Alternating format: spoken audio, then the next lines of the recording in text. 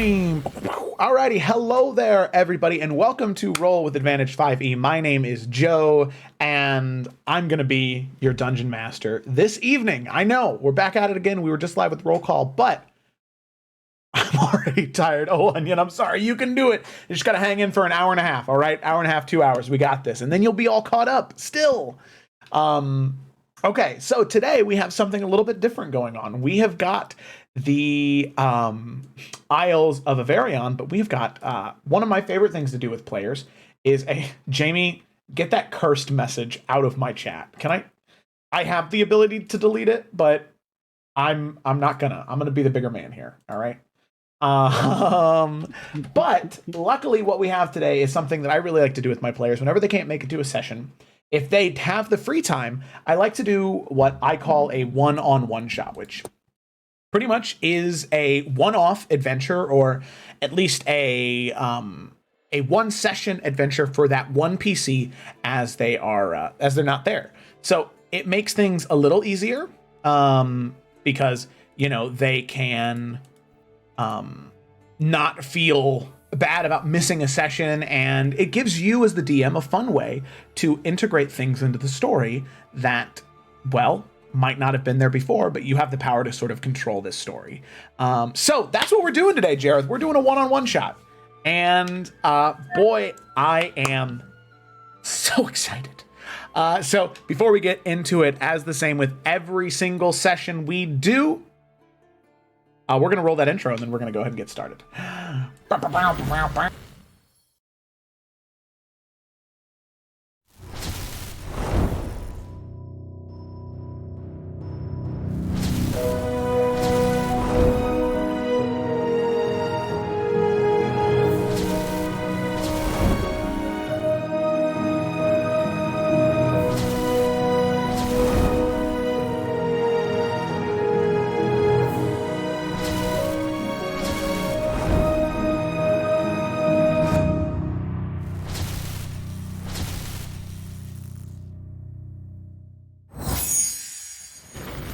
Get a name. Oh yes, you guys really need a new name.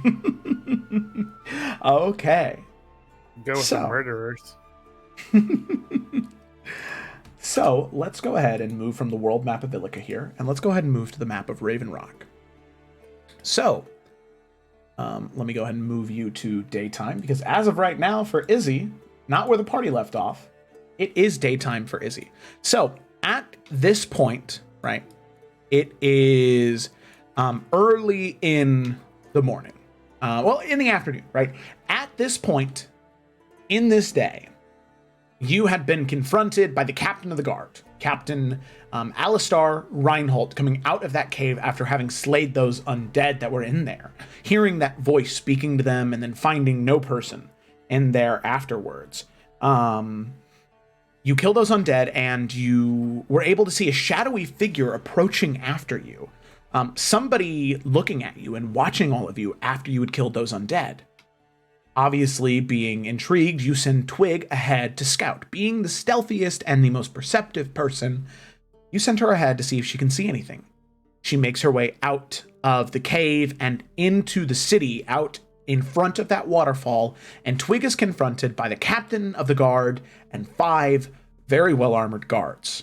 It's very similarly exactly dressed as the undead that you had slain. So an entire interaction happens between there. Some coarse words are exchanged, but eventually you come to an agreement that he's going to unassign all of his guards from this case because they haven't been getting the job done. And the 5 of you seem capable, if nothing else.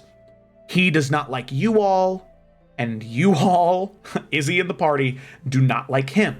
But it seems to be the best way to bring peace to the city once and for all.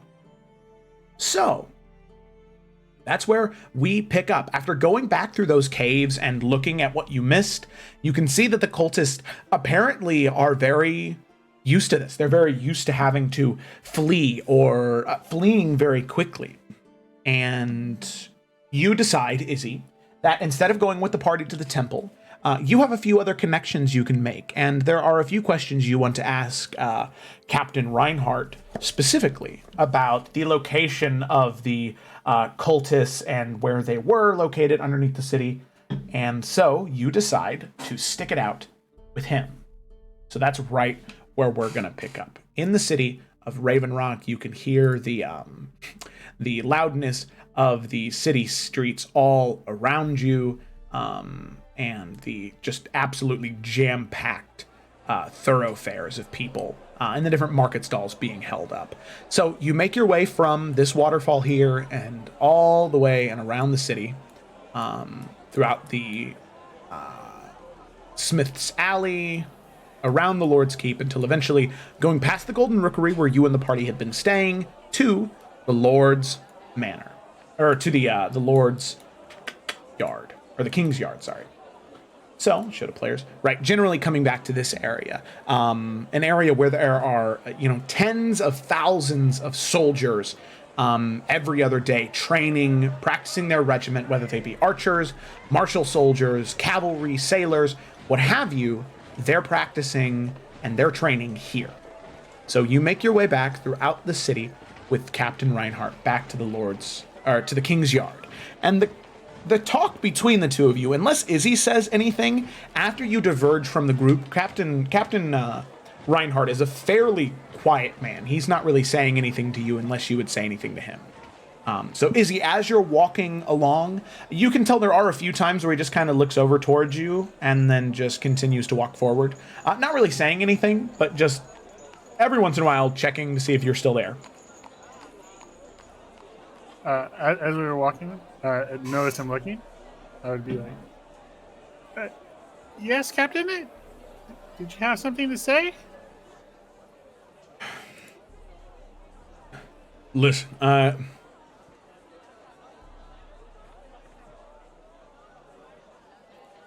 I just have a quick question, if you mind answering it for me. And if not, I understand, but it's something that I'm just curious about. If you mind answering it to me. If I can, I will. How has traveling with Nalfian been? Well, entertaining would be a good word. But since I've met him, I know what he does. I was in Sound Point for quite a while, so I knew of him by reputation.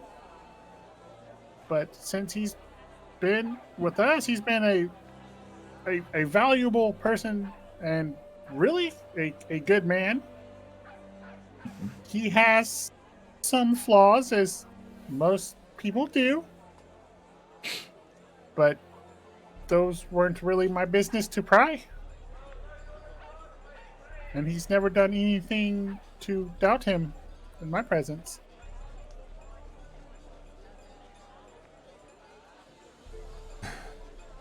All right. How do you know him? What caused such a animosity between the two of you? It's not my business to spill his business, but Nalfian, at least in the time he lived in Raven Rock, was somebody who saw himself as above the law. At least from my perspective, that's how it seemed. I tried many a times to let him see the folly of his ways, but he decided it was best if he stuck to what he was doing. And I guess it's worked out for him, considering current events. And I was just...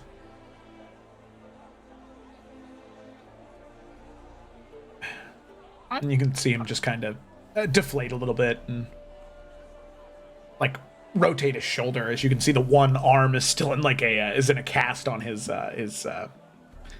maybe left arm is in a cast, and he just kind of... Well, he is certainly rough around the edges. Um, but to me, it seems more personal to you than that. Is he the cause of your arm?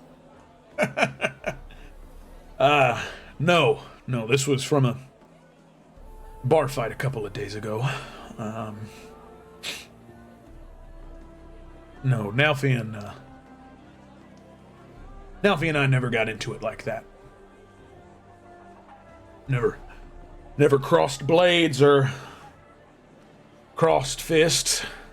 Mainly just words. Ah, here we are. Well, after you, Miss Isabine, we have things to discuss. And he gestured to you and forward into his office. Of course, and I will lead the way as much as she can. Back to, I guess, headed back to where he had us presently, unless he changes my direction. Yeah, no, you're easily able to. I mean, you're already fairly smart, so you're able to easily navigate through the King's Yard until eventually you do get to his office. You make your way in. He shuts the door behind him, and he says, "All right, give me 1 second. Let me find a map of Raven Rock here." And, there we go. After scanning a few books and shelves, he pulls out a scroll, he rolls it out on his desk and uses a few, daggers to kind of work his paperweights to prevent it from collapsing in on itself. And he says, all right, so, and he pulls out another book and flips it open and starts reading through it, and he starts to mark down on the map where all 17 of those different cells have been found. So if you want to give me a quick second here, I'll actually do that on the map right here, so you can see where they may have been. This might just take me a minute here. Oh, no worries. I feel like this could be a benefit to finding out where possible locations could be. There's one. Oh, that's kind of an awkward color. Can I change the color? All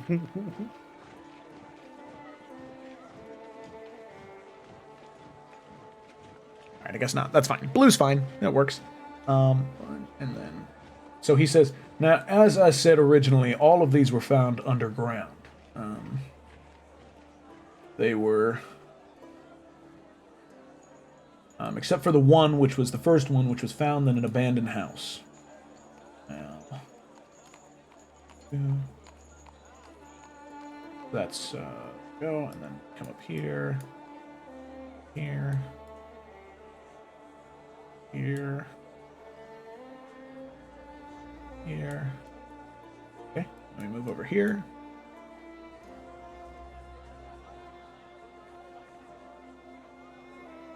All right.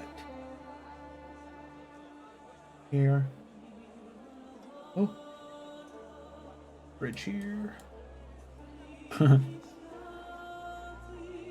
here.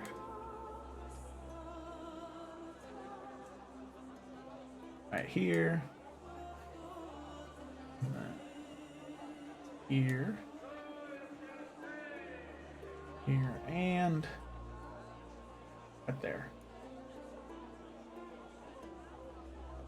Is that all 17? I believe that is.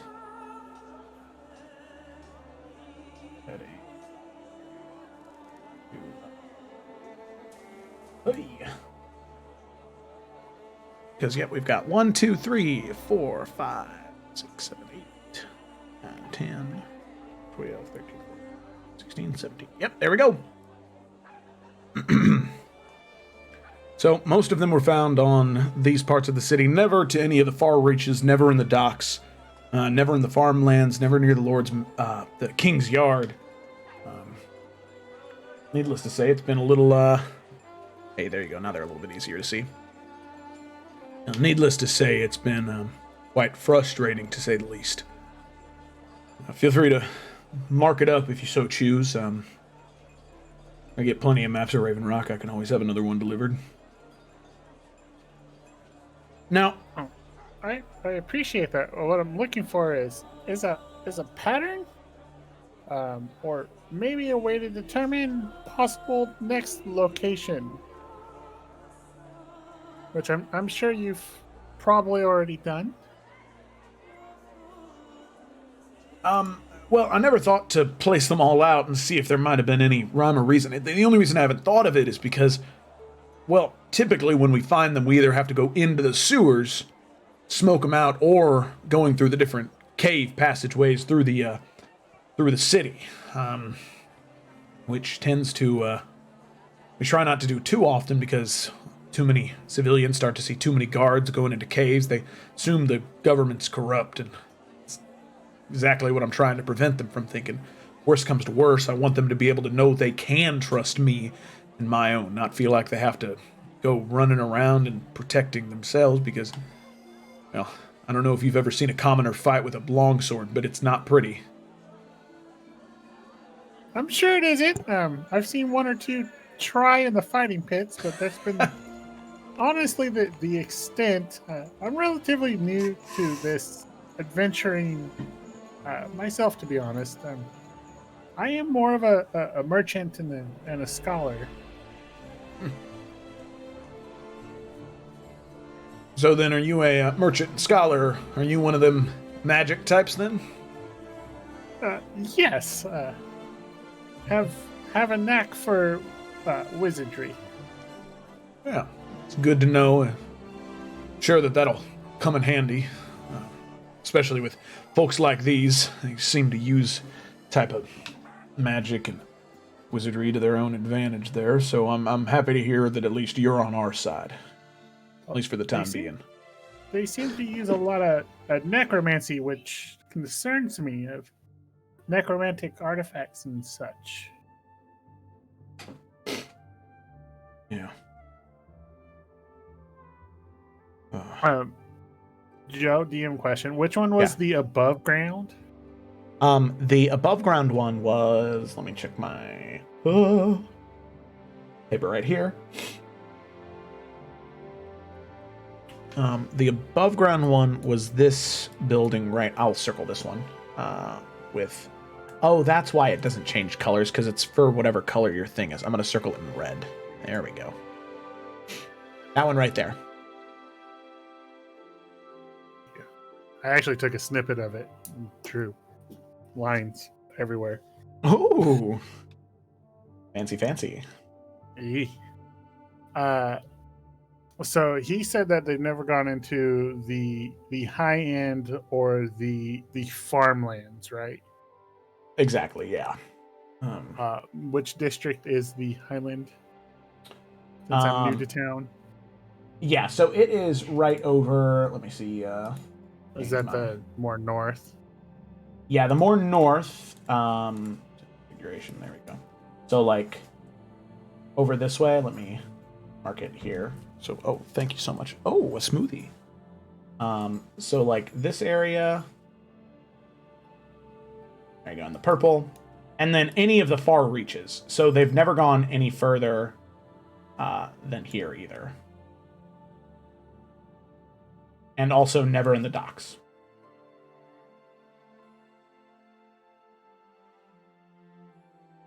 Now, I will also say that he looks up for another set of books, and he finds something on the different like pathways of the sewer system. And he says, "Now, I don't know exactly how much good it'll be, but some of the cave systems and sewage systems I can mark down on here as well. I don't know how much it'll help, but a little incomplete. Right whatever there. Entrances we can see, and then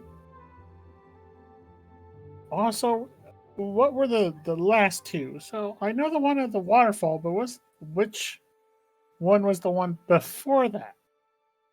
One before that was it was a little terrifying. There's a small neighborhood right over here.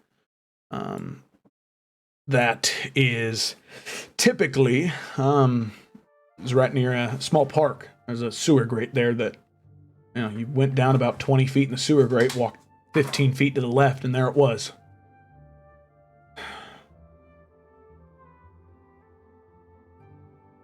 And And the one before that one. Well, the one before that one would have been the one closest to the temple up here. Okay.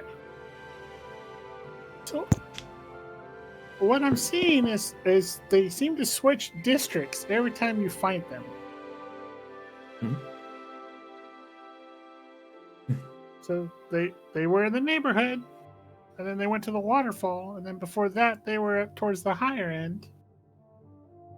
So since they were in the waterfall, it might stand to reason that they would head back to the marketplace as a possible location.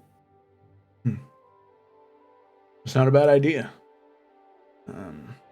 Or more likely, or even up close towards higher end. But Expanding I don't think out, maybe. They won't. I don't think they'll use the same district twice in a row unless they have. No, I don't think so. And he flips through a small journal that he has that has all the rest of the events. No, you're right. They do alternate every time, just going to a different district. No rhyme or reason to it. Just trying to go to a different one. Yes, but that could narrow the search to figure out what section of sewers they may try to use next. If we rule out ours that we just found them in, that leaves only 2 districts, with the marketplace being the largest. Good point. Honestly, it'd probably be easier to find one in the marketplace, as it's more ground to cover for your guards. I could have a few guards keep an eye out, and even take more patrols there myself, in all honesty. It means finding something. I'll also reach out to there's a fellow that I know in the keep, a historian type, in constant communication with the museum. Might be able to find something there in terms of maybe old sewer records or sewer tunnels that are supposedly collapsed. Maybe give those a look too in the merchant district. Might be a good idea. Give us a little bit of a head jump on them. God. All right, well, in the meantime, I guess then we should just sit and wait. And well, and at about that point, you can hear there's a knock on the door to the office, and there's a young man's voice who says, Captain Reinhardt, there's someone here who wishes to see you. An old friend of yours? He says that it's rather urgent. And Captain Reinhardt sort of looks to the door and then looks to you and says, you mind, or... No. Would you like me to step outside, or... Well, no. You're in it, so... I'm sure whatever he has to say, this person has to say, I'm sure that it will be worth you hearing anyway. And he goes up, standing up from his desk, makes his way over to the door and opens it. And Izzy, you are taken aback for a moment, as this is the last thing you would have expected to see. You see a man, but he is wearing almost like a leather duster of black with an undertrim of yellow, a large brimmed, almost cowboy hat with a yellow cowl over his head, 2 revolvers on each one of his side, and the thing that messes with you the most is their face. A face of metal and 2 glowing golden eyes.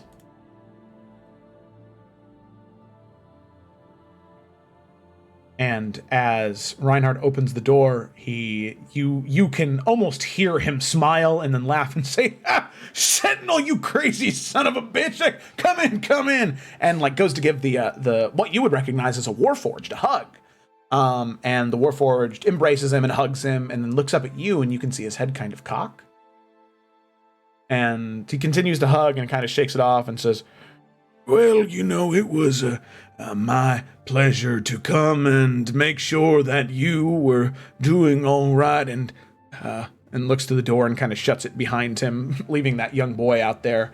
I don't mean to jump to any hasty conclusions, but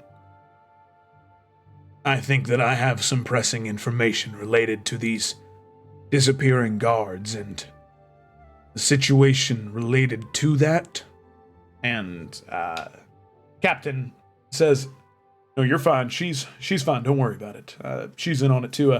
Izzy, meet Sentinel. Sentinel here is the one that I was telling you about earlier. Good friend of mine from past days back when, before I was captain of the guard here, and I was in a much more tense place, to say the least. Izzy would have, like, her eyes would probably have gotten a little bit bigger, but then she would have tried to mask the surprise of seeing such an interesting person. And then, "Oh, yes, my name is Isabine, but you may call me Izzy." And she would hold out a hand to shake as politeness. And he reaches out his hand and shakes yours. And you can tell, even after you let go of his hand stays wrapped onto yours a little bit longer, and then eventually lets go. And says, "Well, very good. I'm glad to know that you have an individual you trust in this matter. May I speak, Captain?" "Please. I mean, if you got information you're willing to give, I'd be more than happy to hear it right now.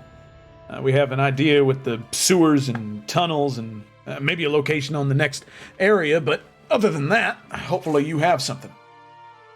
And the Warforged Sentinel, he kind of nods and says, "I believe that I have information as to where they have been meeting outside of the city. There was an individual who was getting sloppy, and, well, And he kind of looks down and pats the side of his thigh where his revolver is.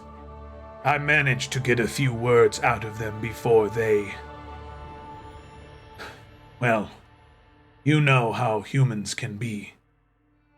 Only it takes a few holes, and all the liquid falls out." And you can see Reinhardt kind of like lean back and, yeah, that's true. Just poke a few holes. Yes, well, I have reason to believe that half a day's ride from the city, there is a large number of them searching for something, and they have found something that will allow them to see something they wish to find. With your leave, Captain, I would like to go investigate this by myself, or at least be given one of your war mages, as magic, while natural to me, I'm afraid my skills at investigating are not as sharp as they once were." And he looks up at Sentinel and then looks over to you, Izzy. "Well, magic tap, you said? That's what you want? Tell me, Isabine, what was it you told me you were good at?" Isabine kind of chuckles. "Well, Captain, that would be magic." "Well, I take it you wish me to accompany Sentinel here?" "Match made in heaven, it really is." "Well, what do you need, Sentinel? Horses? Ammunition? Weapons? What do you need?" And Sentinel kind of looks towards you, Izzy, and then back towards Captain. "I already have 2 horses ready on the outside of the city. Provided Izzy here is all right with it, I would be more than happy to have her accompany me." "All right, well, no reason to stand around any longer. If you don't need anything from me, you best get going. Typically how this goes is as soon as you find an answer, somebody comes along and ruins your chances." And he kind of looks to you, Izzy, and he gives you like a little wink and says, "Well, if you don't need anything else from me, Izzy, I'll try and get those records and see if I can find any connections with these places and maybe have an idea where where that next cell might be. In the meantime, though, I suppose, if time is a pressing matter, you best head on out. Great. Lead the way, Sentinel. I'll follow your lead. Of course. I would be more than happy to have you accompany me. And he goes to turn, he grabs the door, opens it, and walks out. And as you walk out with him, you can hear the sounds of the city begin to return, and the loudness of all the people, especially going through the markets. You can hear the chattering of people trying to make deals. Sounds they're comfortable to you, but to some are not as comfortable. So you make your way through until eventually, after about an hour and a half of walking, you get from the Lord's, or the King's yard to the exterior gate that is right over here. That leads you eastward, out of the city. So you make your way eastward, and the entire time he's not really saying much and not even looking over towards you. Eventually you get past all of the working people, the merchants, and get to the gate being open. You head out, you head to the stable, and the horses are there waiting for you. The sentinel gets on his, and there's a small pack on the back of his horse, and he says, "Any rations or camping supplies we may need, in case it comes to it, I have already procured. Please, you may mount." Thank you. And she will mount on the horse. okay, all right. With her normal stuff that she has on her. Okay, and with that, the two of you take off on horseback. The clopping of the horse hooves. You're not going at a gallop for sure, but it's definitely at a trot where you're not just making a slow pace. You're trying to keep some time. And as you're riding, Sentinel, now he does sort of away from the crowds, away from people. He does keep looking at you. And then eventually he says, "So, Izzy, what brought you in contact with Captain Reinhardt?" Well, we are searching for followers of Morcall and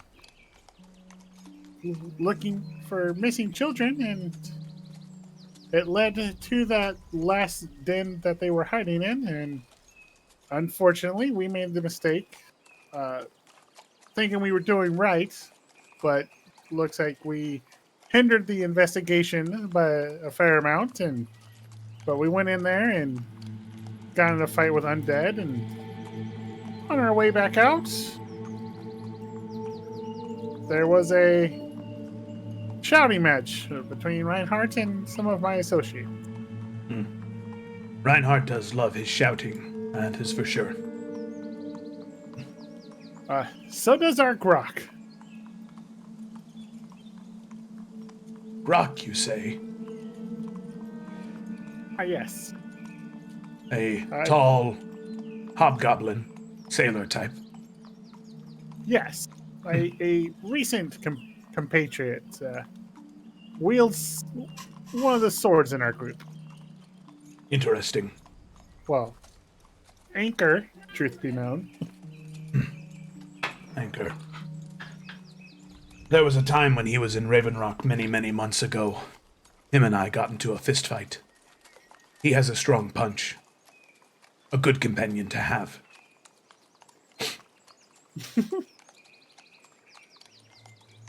I think so. I don't do well with taking much punches, but why were you two fighting? Something about calling me a bucket of bolts. And Did you call him a gobbo in turn? That seems to piss him off. no, I told him he should probably stop drinking before he hurt someone. I suppose he didn't like that very much. He does like his drink as well. Most like him do. Not many are like you and me.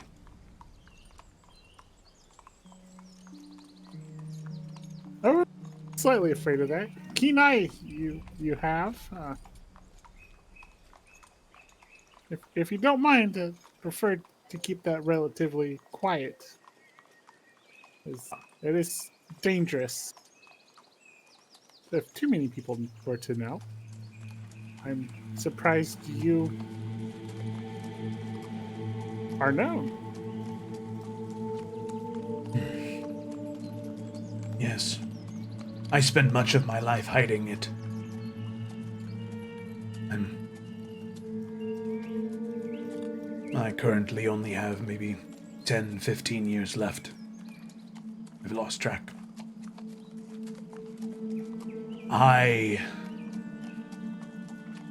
We can sense it in each other. I could see it on you the moment I saw you, the gleam in your eye. The Ryanite is known to me. And had I been disguised, same as you would have seen it in me as well. There, there was something at the back of the mind. Well, besides the visual cue, and kind of noticed it. Uh, the amount of years you have is actually one of my reasons for adventuring. I am seeking knowledge to possibly extend. You know, maybe a couple more decades. Maximum to get affairs in orders. I have no illusions of immortality. Something that doesn't really seem to make sense to have in this world. No, it doesn't. I've never understood most humans' want for it. And it's hard to read emotion on a metal face, but if Warforged did have expression, there is definitely sadness in his eyes. The glowing energy of them fades slightly, and then eventually relights, and he says, It is dangerous to wear your face proud. I respect your decision, and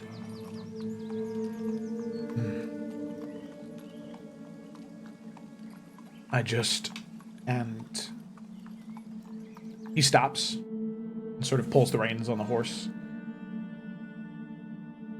Are we here? No, not yet. Maybe a few more hours' ride. Okay. Then looking at you, Where we go, there are no people other than the cultists, and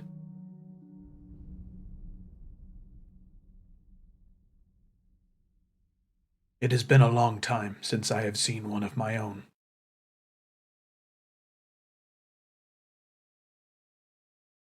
If you do not wish to do so, I understand. But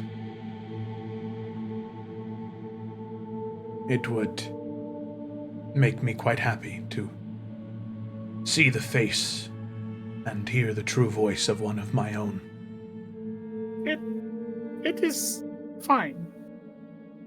And Izzy will stroke the ring on her left hand, dropping the illusion that is typically permanent, and show her true self. Her voice changing to a deeper, more metallic resonance.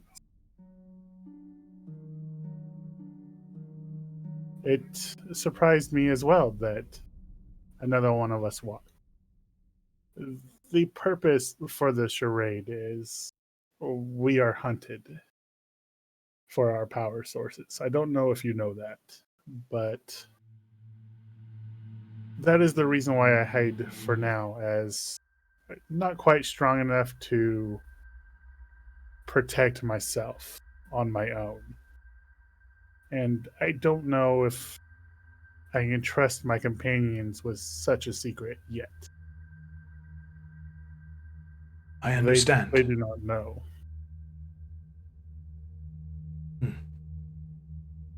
I am aware of what hunts us.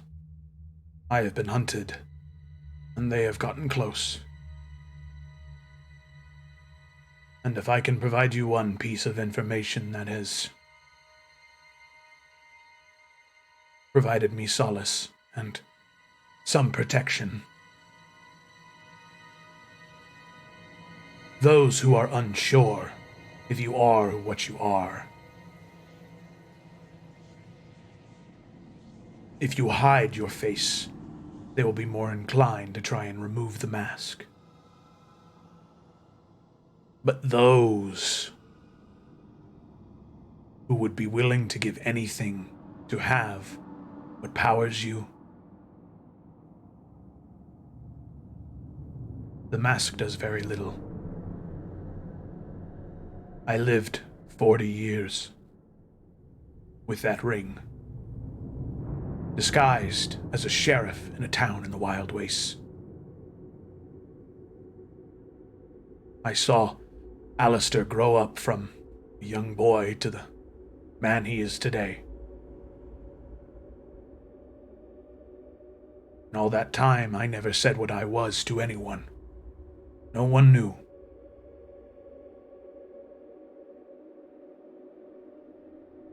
I found companionship and love.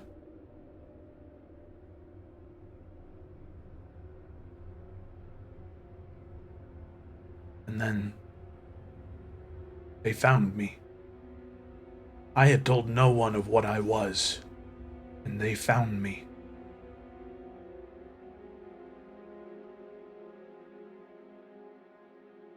I don't know how, but somehow they have a way to find what keeps you alive, without ever seeing your true form. The same as you and I can see each other, regardless of the mask we wear. And you can see him do the same thing that you do, where he just brushes the ring on his left hand, and a visage of a man with a mustache and mutton chops, long gray hair. And his voice changes as well to a very, very low, even more gravelly tone than his warforged voice. And what happens is, no matter how I dress or how I look, they still found me. They found me. And he drops the visage and returns back to the form picture here. So, I gave up hiding. Now I meet death in the face every single day. And those who are afraid of me fear me because they should. And those who wish to take my life from me, I will make them fight for it.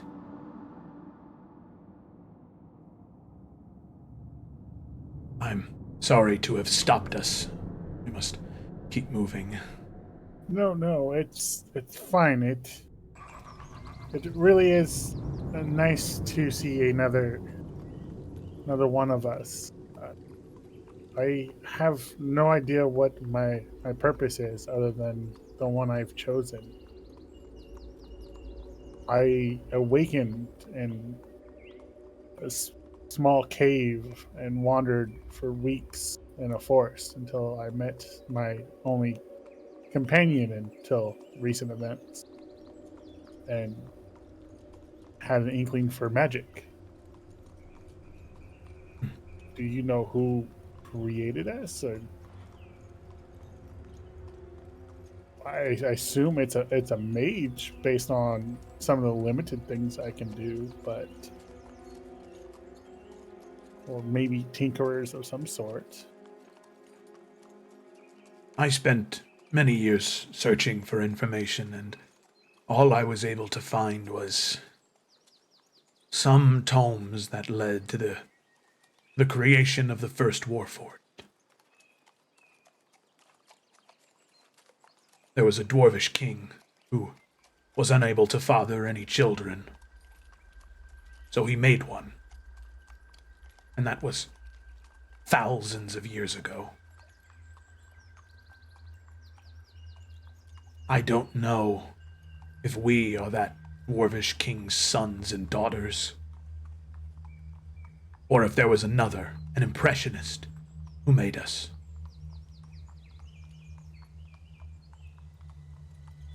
There is one other. I was never able to meet him or make contact, but powerful mage. Very powerful. An elvish man.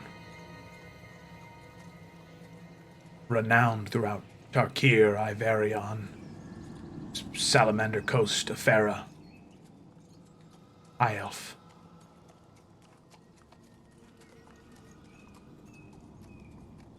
And he was Rune Master Imariel was his name.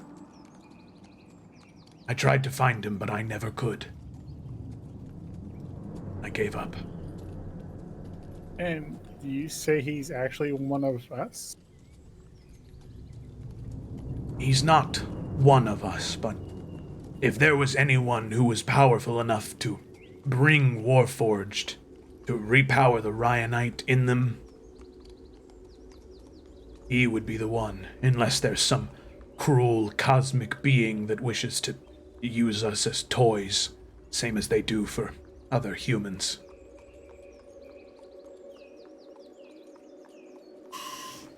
I see. Well, that adds more questions, of course, and something that should be able to be found. If you would like, I would be happy to share any information I found on the matter, as well as prolonging us if you want. I have made my peace. When I die, I die. I've talked to Reinhardt about what I wish to happen to me, and he promises he will see it done.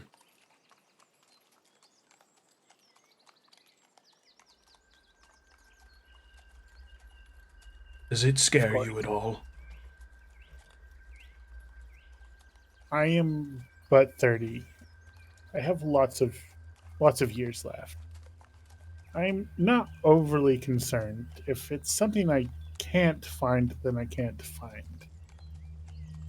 But it is still a quest of knowledge. I want to know why we're here, why we are awoken with no guidance and sent forth in this world. As you said, either a powerful mage or some entity being like the gods these people worship and just doing whatever they want. That I want to know. I respect you for that. It's a drive, but no, I don't currently fear death. Right now, I'm more worried for my charge, and maybe I can leave a mark on this world to make it better for the biological being, as they seem to destroy more than they create. Maybe I can show them a better way. Perhaps. Perhaps. And you can see him kind of power down just a little bit more of the light in those eyes fading and then lighting up again. And you can see it now. The Ryanite in him is weaker. The teal blue light that comes off of you is always bright, almost like a a dancing light spell. But him, it seems to breathe and dim and grow brighter, as if the magic inside him is more weak. But eventually, the sun begins to set, and he says, as you're riding along, picking up pace a little bit more, getting further and further away from the city, at this point now probably 4, maybe 5 hours away, he says, "At this point, it's probably 1 more hour away. Let us pull off and wait for a moment. Wait until midnight. Then we'll approach further and hopefully get the drop on them." See him kind of pull off, begin to take a few supplies out of his pack, and begin to set up a small little area just to sit and wait. Will you there now? See. I am so low on spells for a fight.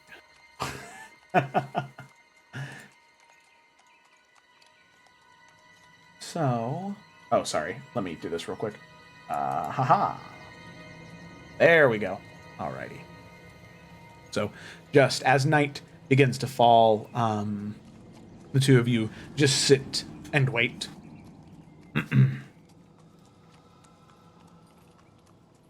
And he says, "So you have other companions you travel with aside from this rock individual?"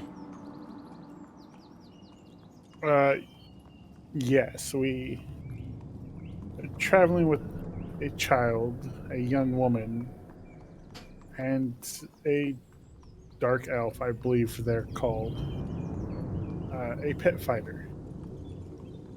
The other one is a mage, similar to me, but different. I'm not sure how she uses her abilities, but I don't think it's entirely like me. And the child seems to be well at home with the forest and has an inquisitive mind.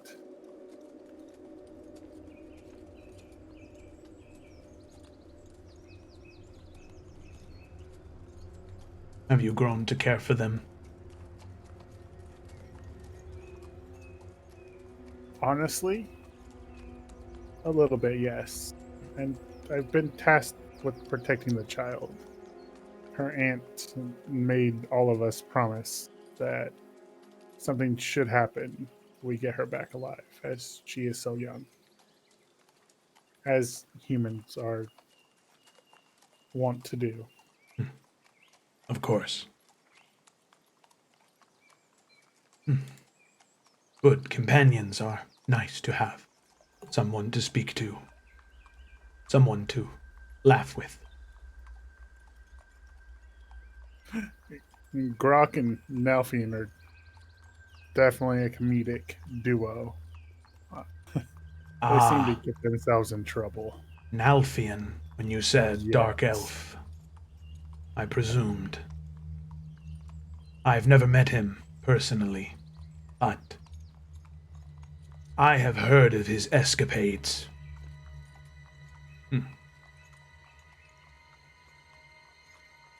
Well, and what escapades are those?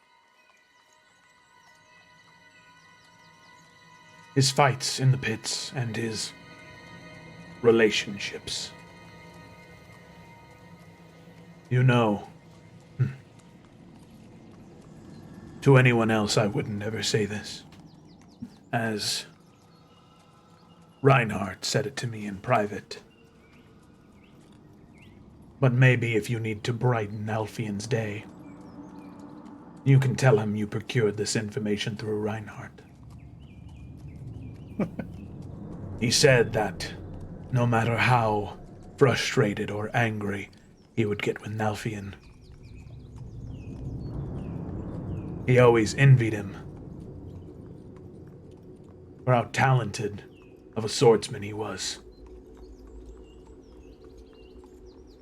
He respected that in him. He said he would never tell Nalfian himself, but He said it to me in private. I see. What?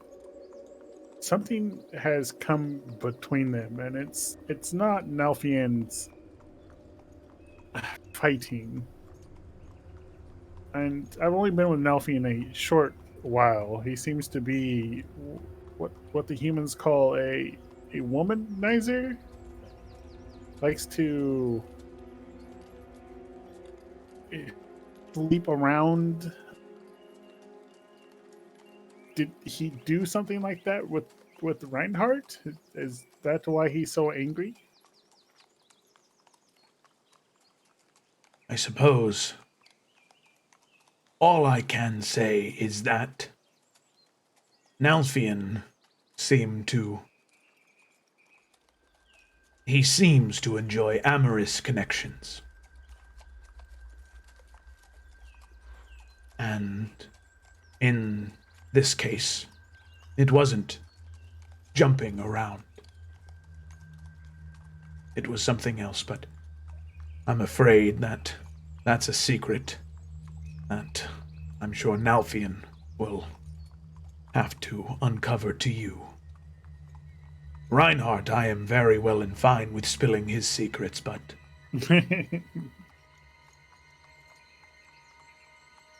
Oh, I will ask. I'm pretty sure I'm on the right track with this. I'll ask him directly. I will yes. not push for an answer. Thank you for being respectful. Of course, it's one of the finer human traits. We seem to have it ingrained in us, but humans choose not to most of the time. They always want to know more.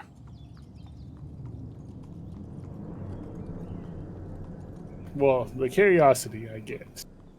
Information is something I am always after, but I can go directly to the source. It seems more fair. Most humans thrive off of gossip, talking behind one's back, and the lack of honesty. I hope that What you're... is with that? What? Why do they lie so much? Is it just in their nature?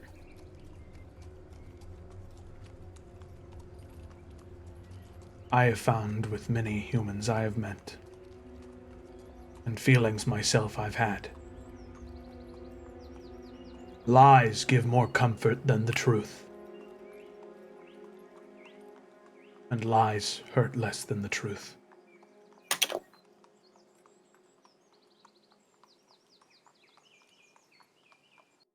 See.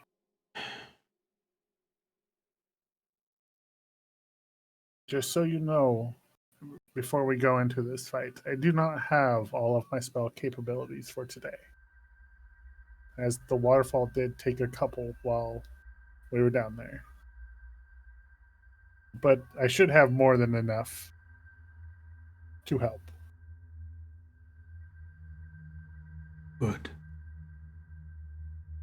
If this is what that individual said it would be, when we get there, there should be some stone.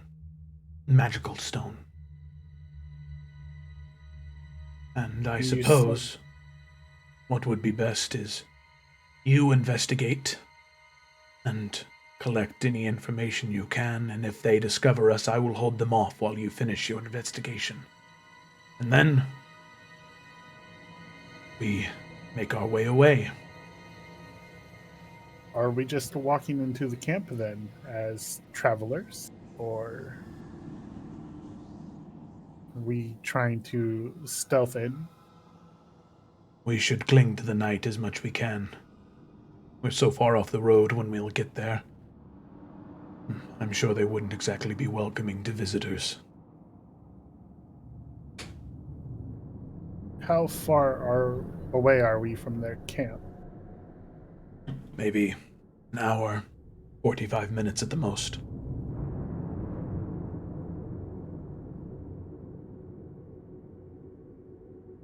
Well, when we're within 5 minutes of the camp, I will need to stop for 10 minutes, and I can cast something that will allow me to detect magical auras. Good. We will obviously glow, but maybe that will help us to find it quickly and leave. I can also take time to conjure a servant to grab the item if we can identify it from far away. I Good. still have to be relatively close, but it is an option. That is good to know.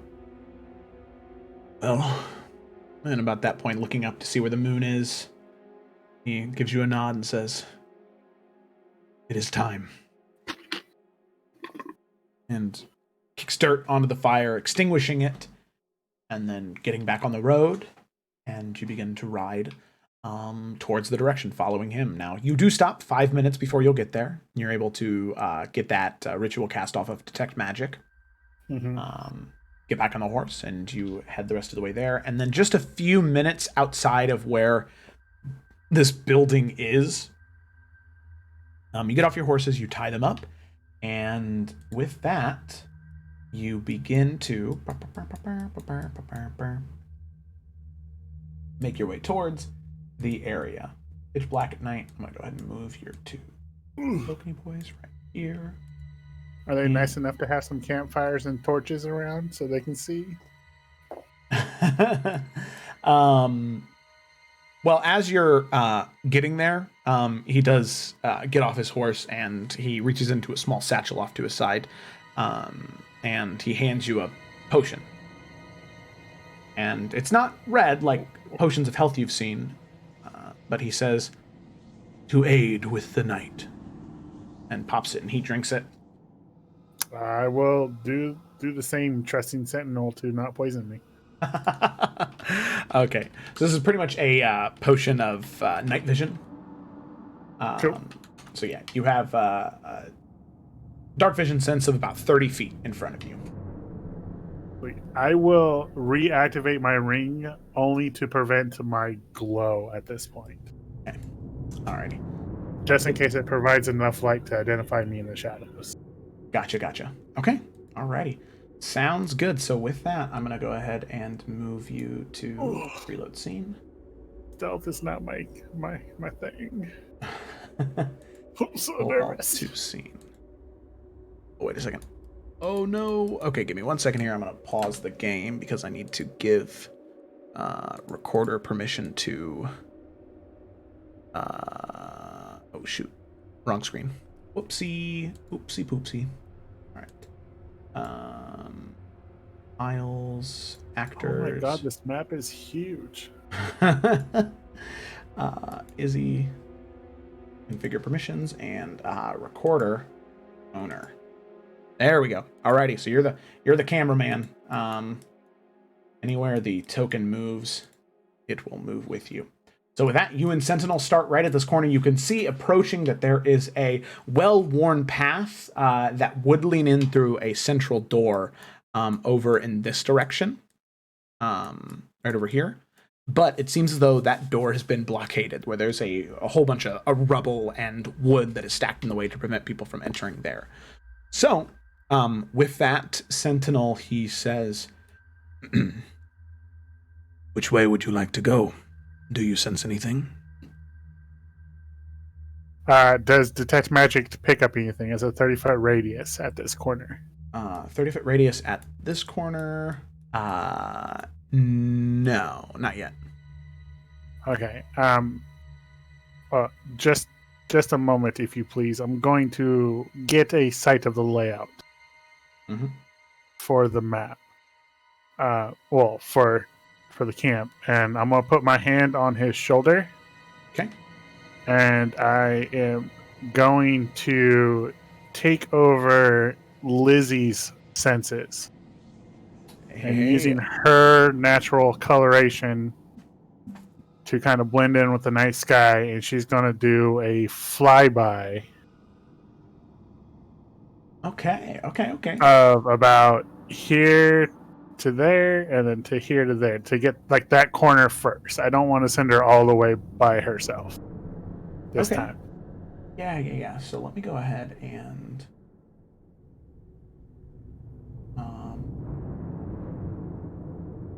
your lights. Okay, so here's what I'm gonna do. I'm gonna go ahead and drag your token where she would have seen. So Okay.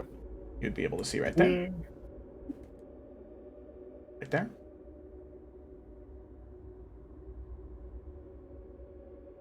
Right there. And right there. So you can definitely see that there is quite a bit of activity in this area.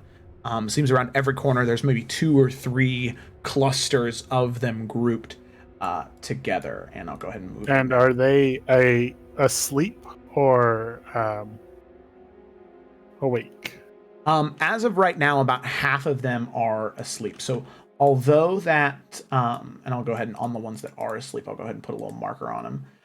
Some of them are staying awake throughout the evening, but as Izzy is flying, or as Lizzie is flying about, you can hear, and she can hear and see a dull blue glow coming from the opposite end of the area right about here. Like a very dull blue glow emanating from there. There's a larger tree that she can see sticking out above the walls of this area. And can hear some type of chanting coming from that area in particular. So it seems as though some of the individuals are asleep, but there is quite a bit of voice and activity coming from over there.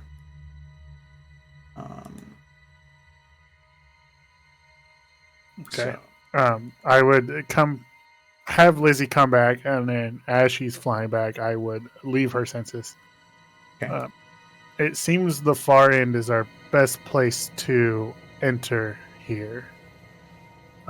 As there are more guards in this section, and there only seem to be 3 over here in this area that we may sneak past or take out.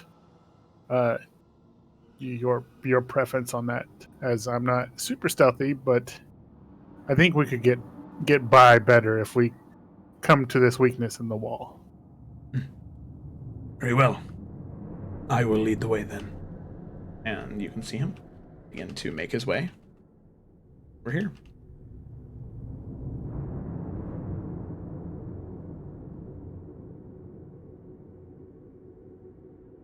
Alrighty. So with that, he gets right here, and he begins to make his way in. Stealthing along.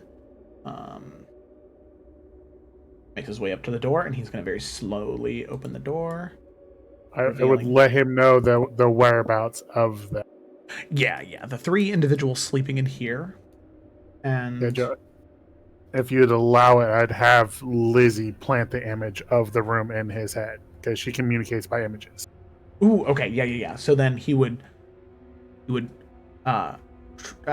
that, and think, nod, and he would look to you, and he would say, "Stay right there."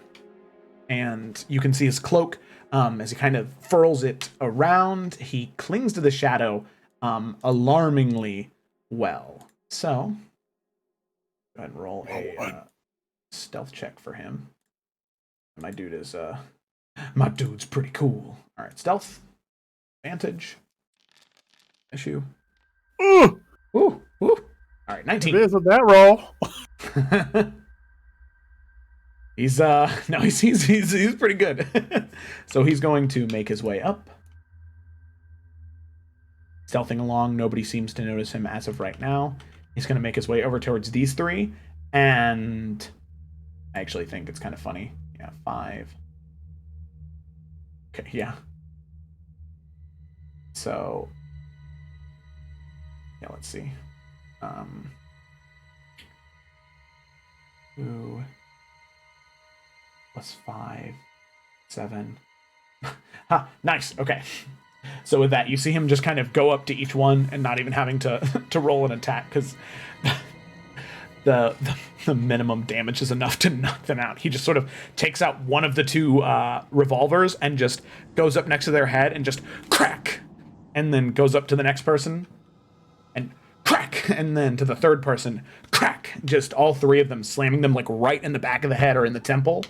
And all three of these people just no. Although he seems like he was only using that sort of revolver whip just to keep it quiet, but they're definitely dead, and you can see that through the doorway. Yeah, he would make his way back towards the door, just to let you know that there are no more. We can continue to move forward.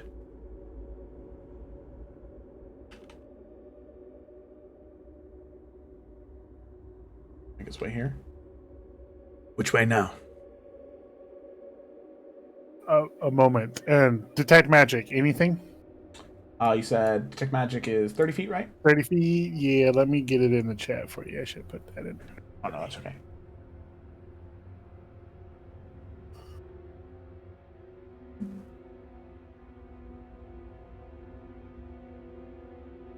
Um, 30 feet. Not yet, no. I would like to do one more flyby with Izzy, with Lizzie flying up as high as she can, over the site, trying to keep in the darkness of the night. Okay. All right. So then I will. She has 60 dark vision herself. Gotcha. Okay, so then what I'll go ahead and do is I'll go ahead and turn off the fog of war on the map because you already have a pretty good idea of what's going on. So with having her fly over, you can see that only the people in these rooms, so these 5 over here, it doesn't have it indicated right there. There we go. So these 5 over here in the building, they are asleep, but it seems as though the rest of the people, so the one person right here, and then the 2 on each side, are still awake, and the 3 back here kind of pacing around. So some of them are asleep. However, 3 of them are dead now. But you can see the rest of them. Izzy can see the ones right here sort of doing some type of ritual of some kind, trying to listen in or hear something, chanting and channeling magic into the stone right there. Okay. Just right up there at the tip top of the screen. And is this wall collapsed? That wall, yes, it is. Okay. So I would suggest to him coming back in my senses that we go immediately to the left.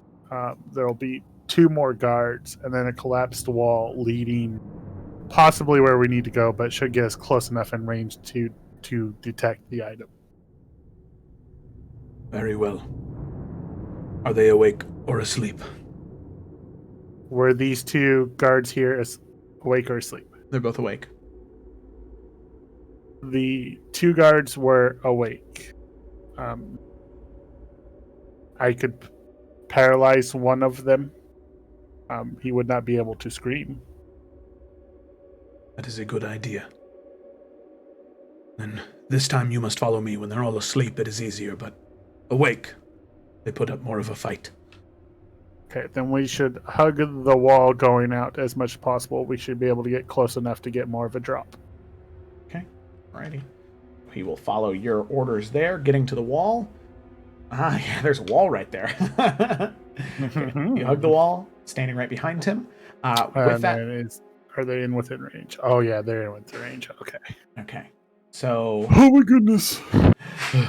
Alrighty. So with that, he is going to go ahead and make another stealth check, trying to sneak up behind them to get the drop on them. Oh my god, he got that one. Yeah. Okay. Ooh, yeah, 29.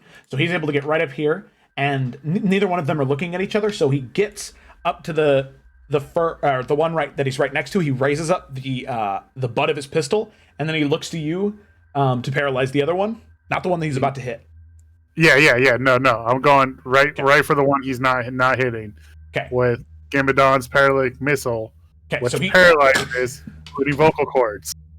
Okay, all right. So he's able to slam down on that one, cracking the back of the head. The other one is just about to turn around as the missile goes to hit him. So he's going to get a dex saving throw. I'm going to say with disadvantage because he did not see it coming at all. So dex save, disadvantage. Oh, wait, that wasn't... Wait, why didn't that roll with disadvantage? Hey. Hey, what are you doing? Saving throw. Normal. Oh, okay. Like that one. Woo! All right. So with that, the bolt slams down in his neck, and you can see that Sentinel just steps over the dead body and moves next to him and just gets right in his face. Worthless. And slams him in the jaw. And because he's still paralyzed, you can see just the life leave his eyes. And then eventually, as soon as the the missile effect drops, he drops dead onto the ground. Now, Sentinel does kind of grab him, so that way he doesn't fall in like doom, doom, on the ground, just catches him, and then sets him down quietly on the ground. Okay, I will, as quietly as possible, try to come up here, and then, using this wall, does detect magic. Detect a small stone we're looking for. Is it out? It's out still. It's still out of range. But as you get here, you can start to hear what's going on.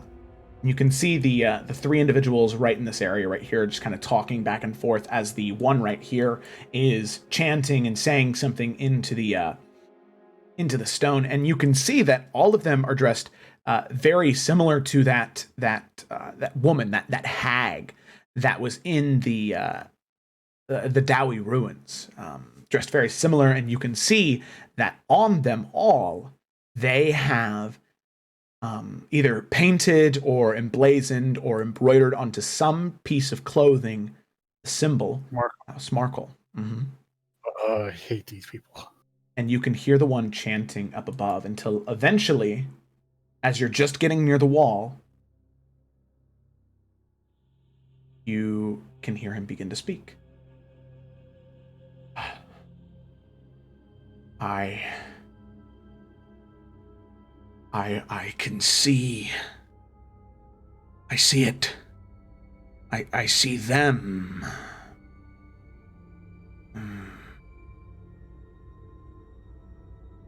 There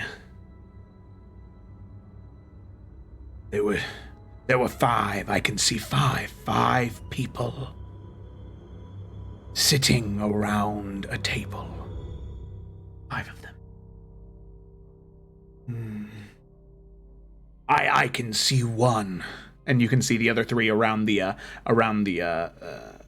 that were beneath. They start to make their way up towards him, intrigued by what he's saying, thinking that maybe he found something. This individual is actually seeing something important, sort of clearing that area and getting right up next to them. So if you and Sentinel wanted, you could move forward while this is happening.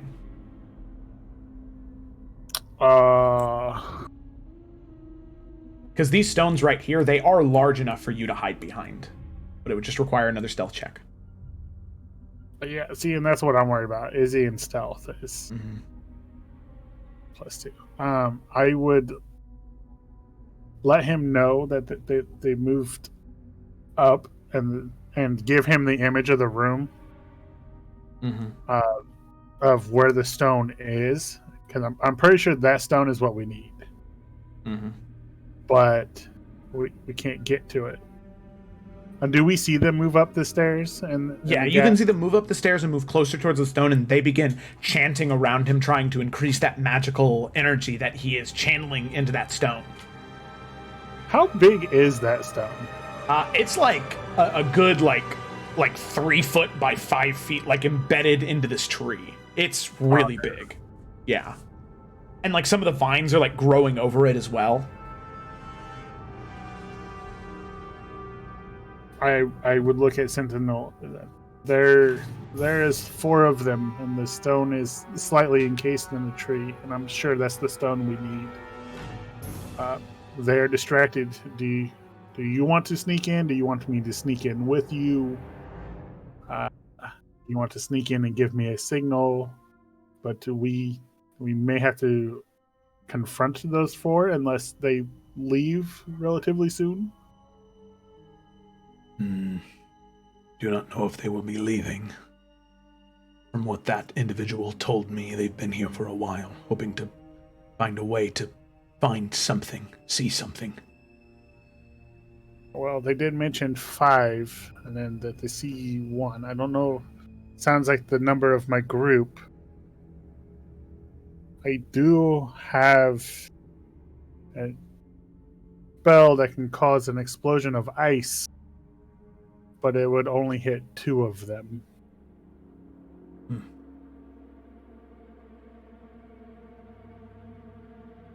Let me move in closer. See if I can see a way to nudge the stone out. And then, if the path is clear, I will gesture for you to follow me. And then, from there, if things go bad, throw that knife and I will fire as many shots as I can. And then we try and get that rock out. And if we can't, we kill as many of them as we can. And then we run. I have a spell to free it from the tree, also. Good. Fire always helps. You can see him smile and nod. And with that, he makes his way out and towards the individuals here. Ooh, yeah, he's good. He's doing pretty all right. But he's going to make his way right up here, hiding behind that rock, slamming his back up against it. And you can start to hear the individual carry on. He paused for a moment, and he says, yes, I see. I see 1. No, I see 5. 5 surrounding a table. The temple. I see 1 of darkness. I see 1 of evil incarnate. 1 of deceit. And 1 of a fallen elite. And I see 1 who's cursed and tragic, and I see no. I see 6. 1 separate from the 5. I see 1 of magic. And you can see he slowly withdraws, the magical energy dropping. And he turns and he looks towards the wall where you are sitting behind. And Sentinel just sort of like has both of his revolvers like up against his chest. And hears that they have stopped. And you can hear all 3 of the cultists begin to make their way down. Are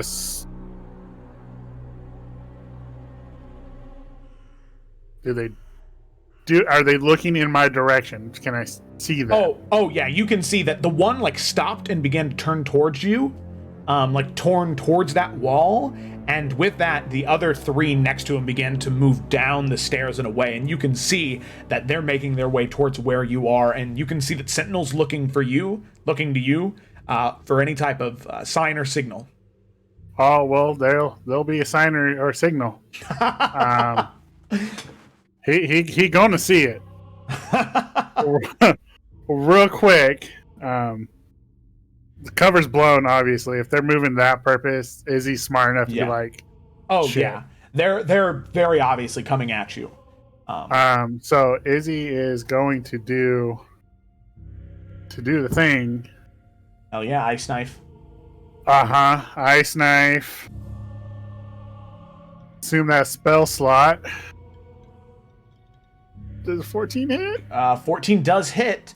And then that would be... So he takes a whole 1 damage of piercing damage, and then the other 3 take 9 ice damage as it pierces his chest and it explodes, hitting his friends. Does he take the target and each creature? Oh, so he takes 10 and the rest of them take 9. Yep. Okay, so Izzy, as you throw the ice knife at those 4, it is actually enough to kill all 4 of them in one go. As 9 ice damage is actually exactly what you needed to knock down. Oh my god, those other ones there. I've never been so lucky. So with that, all of them, you throw the ice knife, it slams into the chest, and he goes, you'll pay for that. And as he goes to grab it and tear it out, it just detonates in its hand, and all three of the other ones, they just turn to ice and then snap and crack and fall to the ground like a shattered sculpture of ice, breaking apart, falling to the ground. Sentinel like reaches up with both revolvers and sees that they're all gone, and he looks back to you and says, "Good job. Let's go." And he goes up, over here, and you can see him kind of crouch down behind this pedestal right here, and just keeping an eye out, turning to the back of him, and then looking forward again, as with that explosion... Oh, wait, no, stop it. That's not right. Let's not delete it. Okay, also give yourself 10 hit points back. Oh, did I damage myself? Yeah, you did damage yourself. You should be at full. Okay. There we go. Alrighty. So let me go. Alright, cool. There we go. Alright, so with that, you can go ahead and move up to the tree as you begin to run up, and you can start to hear, with the explosion of that ice knife, there are people that begin to mobilize and move, and they say, "Huh, what was that? Who's there?" And you can hear them begin to start to move towards you. So Izzy, in that moment, you get to the tree, you can see the stone embedded in there. Like I said, it's like 3 foot by 5 foot. It's pretty dense, pretty thick. In these brief few moments before they're on top of you, what do you want to do? How trapped does it look in there? It looks like there's maybe like 2 or 3 vines that have sort of overcome it, and 2 or 3 roots that have overcome it, but it doesn't look like it's completely encased. It looks like if you burn away those 2 or 3, you could probably take it off. Okay, I'm going to do it at just for quickness sake. I'm not even going to screw around. I'm going to light my hands on fire and just burning hands it. Like the whole area around it. Okay, yeah. And I'm gonna yank that stone and be like, "Let's get." Okay, alrighty, cool. So you burning hands, and you begin to with that is more than enough. Burning that spell slot is more than enough to shred all of those leaves and vines and roots as if they were absolutely nothing. You shred them, the flames erupting around the tree, burning them away. The rock, the stone, now loose. You're able to pick it up, and it's much lighter than you expected. You were expecting maybe 85, 90 pounds, but it's really light, maybe 10, 15. It almost feels like you're holding like something of... It almost feels like you're holding a sheet of glass, almost. Like if you were to drop this thing, it would completely shatter. So with that, you grab it, and he sort of looks back, and you can see the eyes go bright and wide, and he says, "That was efficient. I am right. I did ask for a war mage. Good. Let's go." And with that, the 2 of you just begin to run out, and people at that point begin chasing you, and you holding the stone, you can't really do much. But you do see that as you begin to run, Sentinel... his body is not exactly what you expected, as you hadn't ever seen this before, but as he is running forward, apparently his torso is on a swivel, where even though his legs are facing forward and he's running with you, he swiveled his torso back so he can look behind him with his arms facing behind him, and just like every few, like maybe 5 or 6 seconds, just firing off 3 different shots with those 2 revolvers. And each time, he is a deadly marksman. Just every time, in between the eyes. And you can see that as you're making your way out, eventually he is firing, 4 or 5 shots, just trying as suppressing fire to get people out of the way. But you can hear more people starting to come from the woods as if they were camped nearby. And not just the ones who are here, but coming from all different directions. And the 2 of you just begin to run as fast as you can. So as that's happening, I'd like you to make an athletics check, and I'm going to make one for Sentinel as well. Just trying to keep up that pace and get to your horses before more people are able to get on top of you. Sure, it's not acrobatics based on speed. No, you're carrying a gemstone baby right now. Oh, this is gonna go bad. Oh, no. Okay. Let me roll one for him real quick. Athletics, believe me, he wishes it was acrobatics as well. Normal. Okay, all right. That's fine. Okay, cool. Alrighty, 23-15. With that, the two of you are able to eventually get to the horses, and you can see that some of them are starting to like try and shoot crossbow bolts and throw daggers or shoot spells at you. But between you and Sentinel, you're able to dodge out of the way or duck and prevent those shots from landing just from the athleticism that you're presenting. Barely for you, Izzy. There was one time where a bolt, like 3 different bolts, slammed above your head into a tree, but luckily you ducked out of the way, keeping the gemstone in your hand. You didn't drop it. You're able to get up onto your horse as Sentinel kind of helps you up, and he says, get that to Reinhardt. Head there now. I will hold them off momentarily, but I promise you I will be there. Distraction is necessary in this situation. Go. And I will turn in and bolt.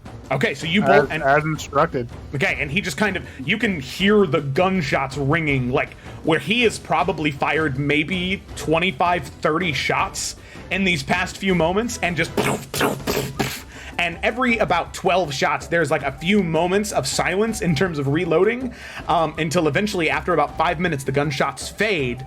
And as you keep riding, eventually you going at as fast of a trollop as you can, or as fast as you can on the horse. Eventually you look behind you and you can see Sentinel like whipping the reins, causing his course to go at like a breakneck speed behind you, just and eventually catches up to you just barely, and you can see his horse is not happy right now, but every once in a while, just as like a suppressing shot, just looks behind him and just trying to dissuade anybody from following. And the two of you continue to ride, and he looks at you with this look of happiness and intensity, like nodding, and continues to ride. But with that, the two of you, Izzy, the stone in your hand, right, having made your way through all of that, stealthily, not having noticed, you can see that it seems as though any of the cultists that may have been following you, at least as of right now, they are no longer following you. So the intensity drops a little bit, and you can see Sentinel kind of pull on the reins of his horse just a little bit to cause it to slow down, to give it a moment to catch its breath. And he does bring the horse to a halt, and he just listens for a moment and sees if he can hear anything. Perception, normal. Can I also be trying to listen? Yes, Although yeah. It's probably pointless with him. No, go for it. Okay. So, with that, the two of you both listening around, the two of you don't hear anything, at least right now. Good. We should be fine to continue to traverse at a pace that does not break the horses. Yeah, that would be good. We don't want to lose their life getting there. No. I would also like to say, good job, Izzy. You acted well back there. You made good calls. I've read a few books on tactical advantages in war. I asked for a war mage and thought I got a merchant. But you proved me wrong. I did have to survive on my own before I became a merchant. Yes. As most of us do. And you continue to ride for a while, in silence. And as you're riding, Izzy, I'm sure you'd like to cast identify on this stone. Oh, very much so. If I can do it as a ritual while trotting along, I'm happy to do so. Yeah, we'll say for We're flavor's going at sake. slow pace. Yeah, we'll say for flavor's sake, it takes a little bit longer, just like 20 minutes, nothing too crazy. Just takes you a little bit more time to focus and ride, but you do manage to cast it successfully. And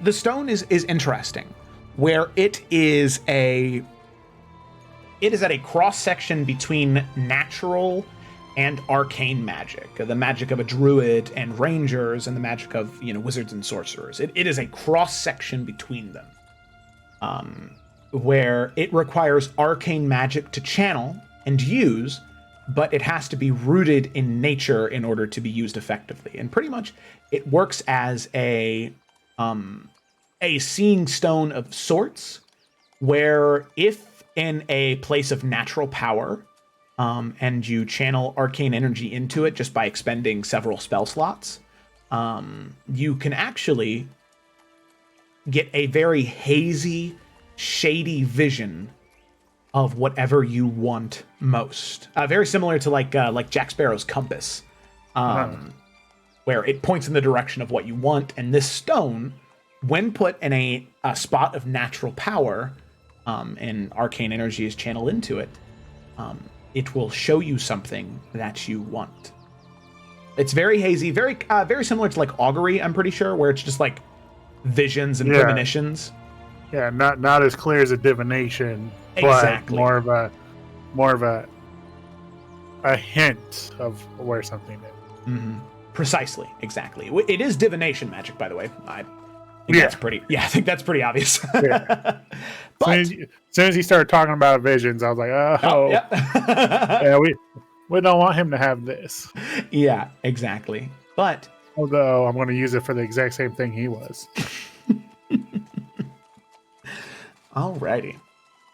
So, with that, Izzy, you continue to ride with the stone, eventually figuring out what it is.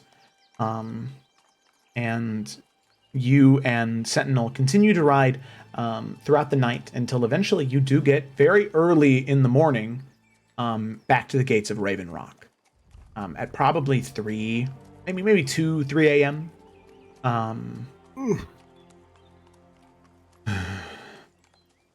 You did good work, Izzy. I know I said that. I am impressed.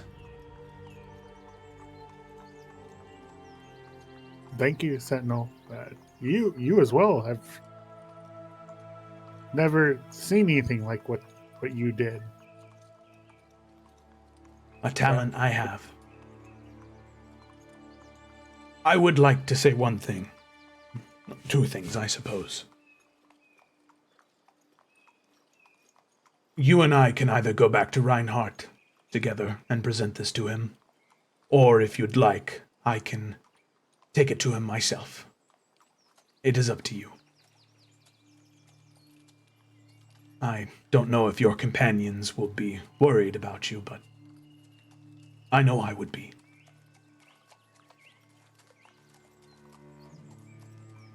They will be worried, but I know what this thing does. I would at least like to drop it off with you and Reinhardt and make sure he's storing it in a safe place. I know he has mages, I'm sure, but for peace of mind, I would at least like to see it through to the drop off, and then I can catch up with my friends at the Golden Rookery. Very good. Get some rest. Good. So, eventually at that point you do get back into the gates, and I'm assuming at that point you turn your disguise back on. I'm Izzy again. And you continue to ride throughout the city, so moving you back to Raven Rock. I would bring my cloak up to cover the stone.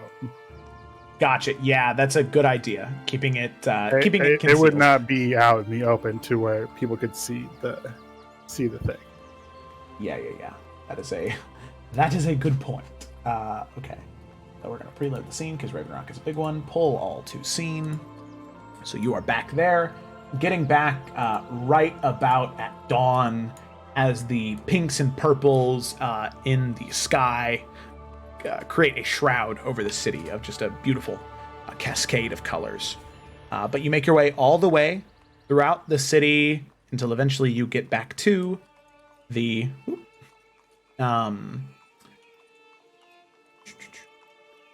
select that. Can I select that? There we go. Until you get back to the Lord's or the King's yard. As you get back there, you can see bright and early in the morning, getting back here at about 5 a.m., or about 4:30, you can see the early morning drills have started and begun. And you can see a Captain Reinhardt, fresh and new, apparently just waking up for his shift, sees the two of you approach, and Izzy sees that you have something inside of your cloak, and he says, "Well, happy to see you here. Come in my office. Let's talk for a minute."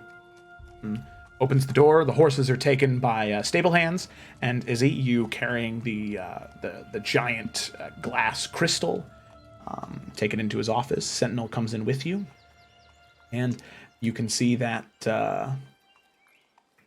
Captain Alistair, or Captain Reinhardt, and Sentinel now stand in the room with you.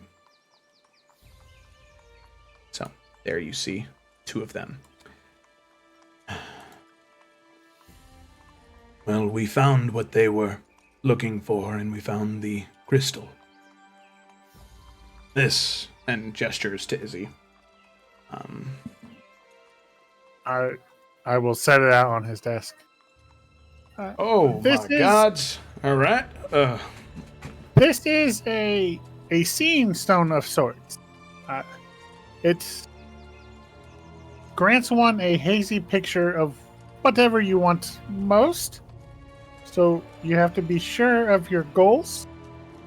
It has to be rooted in a powerful natural place, and then arcane energy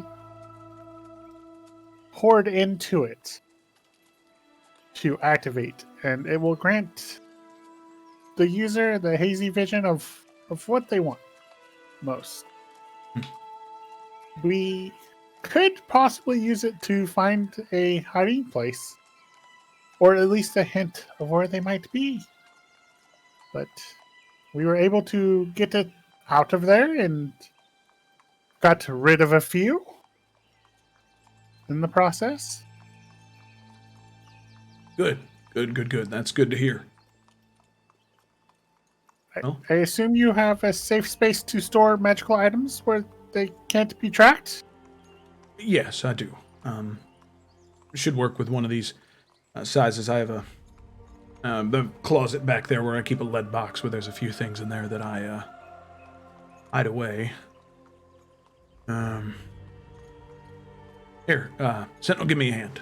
And with that, Sentinel picks up the stone and walks it back, opening the closet. And you can see, Izzy, clear as day, there is a lead box with different wrappings of chains and locks around it. And he takes out a ring of keys, unlocks the locks, and opens it up. You can't really see anything else that's in there, but Sentinel does set the stone, the crystal glass shard in there, shuts it, wraps it in chain. And close it. One more item, if you would, please. I do not wish to carry it as it is an evil item. Of course. And since we are working together, a show of trust. I will get the chest out of my bag and pull out the Necromancer Arcane Focus. Gotcha. To have him store. This is powerful necromantic magic who hurts all who are apparently good or not evil. Trust me, I know from personal experience. It hurts. If you would store this here and keep it safe from the cultists, I would appreciate. Of course. I found it in a Markhole spy's den. All right. Very well. And he kind of takes it and he sets it carefully in the chest and then relocks it and rechains it.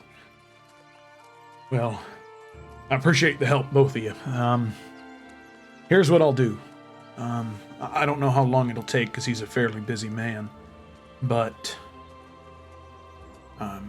I'll see about having Izzy, you, and the rest of your group meeting with a maybe not the Archmaster himself, but maybe an apprentice of his. Do some work on it and maybe get some more advice on it. See if there might be any historical knowledge on it. We can find context. This gets more complicated each and every single day. That is what I'm learning. Yeah. Well, Sentinel, Izzy, thank you both very much. Needless to say, I'm thankful for your help, Sentinel, as always. And Izzy, I'd like to... I know I have already, but I'd like to formally apologize. And whenever your group, the rest of them, are ready and up and awake, I'd like to do the same for them. That's all right. Well, while we are apologizing, I also apologize for what I said to you. I let my... And she looks at Sentinel. My human tendencies get the better of me. Sentinel does kind of, you can hear the the metal sort of grind in his face as if he was smiling, and then go back to being neutral. And he kind of Reinhardt just kind of looks and says, "Yeah, happens to the best of us. That's all right. Well, if you're all just getting back, I'm sure that both of you are going to want some rest. Thank you again, and as soon as I have any information about a meeting with the Archmaster, I'll make sure to reach out to the both of you.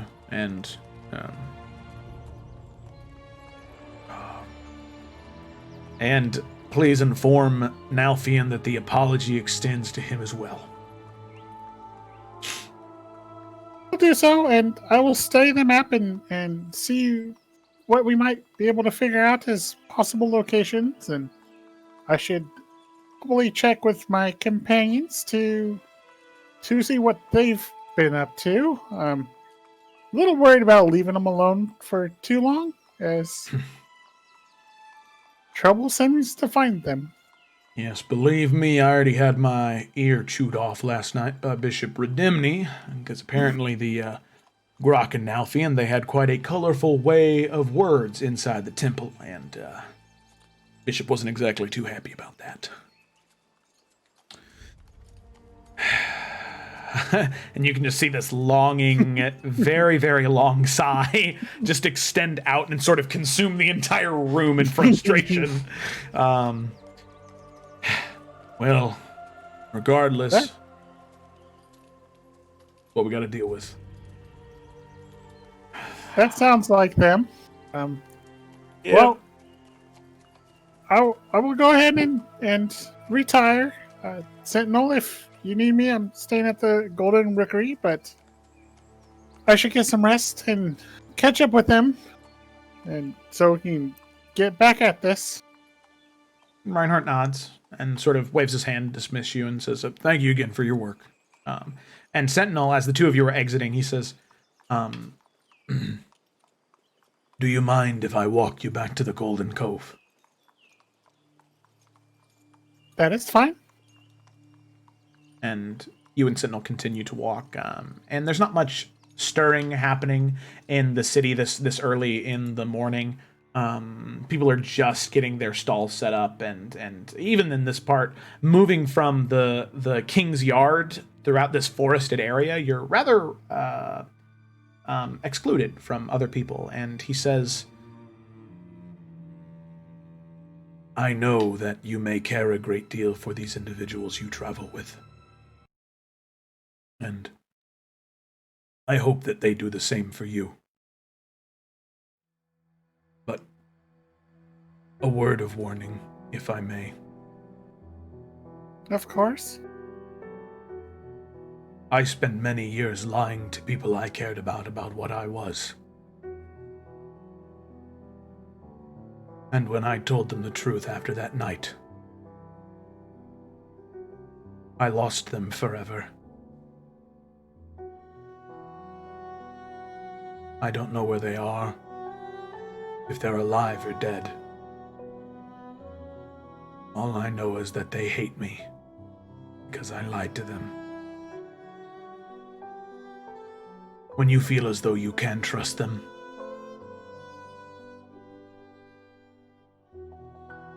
Don't succumb to the comfort of lies like they do. We cannot be like them. We must be better. And hopefully, they will learn to be better as well from us.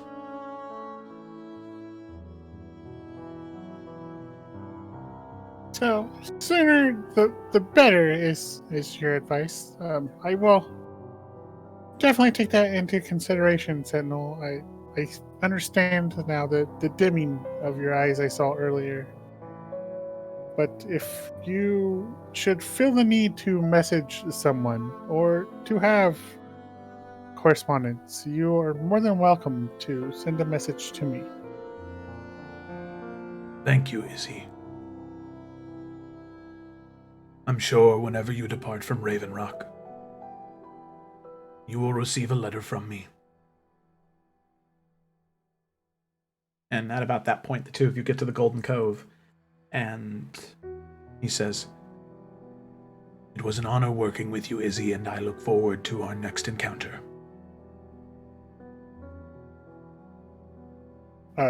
She smiles and winks, and as she winks, she flicks the illusion off and on real quick to show her face, her real face. So until our next meeting, Sentinel. And she will walk in to the Golden Rookery. and you can see him smile, and that glow return to his eyes very bright, and then fade again, just as they always have.